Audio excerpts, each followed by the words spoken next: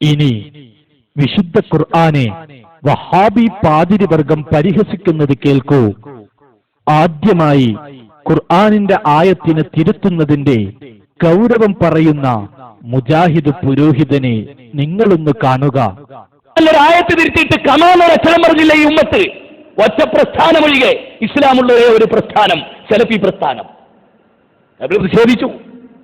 വിശുദ്ധ ഖുർആനിൽ ഒരു ആയത്ത് ഒഴിവാക്കിയിട്ട് വേറൊരു ആയത്ത് കൊണ്ടുവന്നു. ഖുർആനിൽ കേരളത്തിൽ നടന്നതാ, ഇസ്രായേലിൽ നടന്നല്ല, ബ്രിട്ടനിൽ നടന്നല്ല.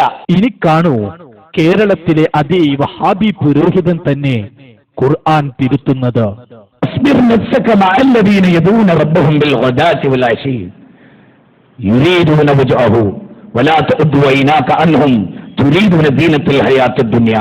നോക്കൂ, അല്ലാഹു فاصبر نفسك مع الذين يدعون ربهم بالغداة والعشي يريدون وجهه ولا تعد عيناك عنهم تريدون زينة الحياة الدنيا. നോക്കൂ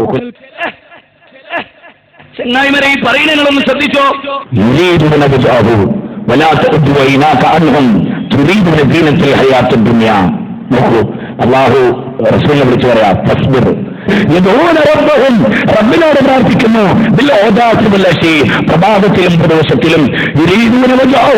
അതുകൊണ്ട് അള്ളാഹുവിന്റെ വഴി ഉദ്ദേശിച്ച് അള്ളാഹുവിനോട് പ്രാർത്ഥിക്കുന്ന അവരുമായി നീ നിന്റെ മുഖത്തെ ബന്ധിപ്പിച്ചിട്ട് പാവങ്ങളുമായി പാവപ്പെട്ടവരുമായി.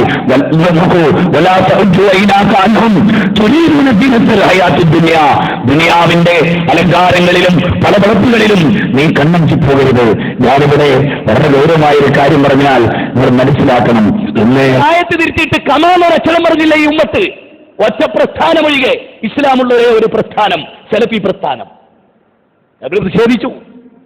വിശുദ്ധ ഖുർആനിൽ ഒരു ആയത്ത് ഒഴിവാക്കിയിട്ട് വേറൊരു ആയത്ത് കൊണ്ടുവന്നു. ഖുർആനിൽ കേരളത്തിൽ നടന്നതാ, ഇസ്രായേലിൽ നടന്നല്ല.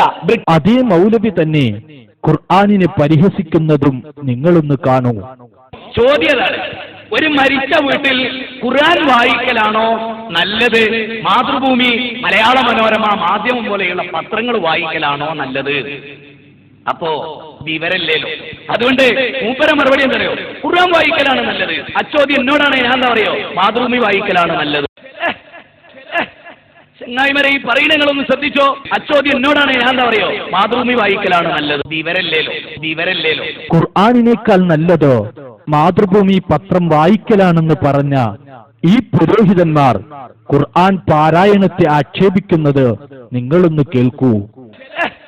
ചങ്ങായിമാരെ, ഈ പറയുന്നതൊന്ന് ശ്രദ്ധിച്ചോ.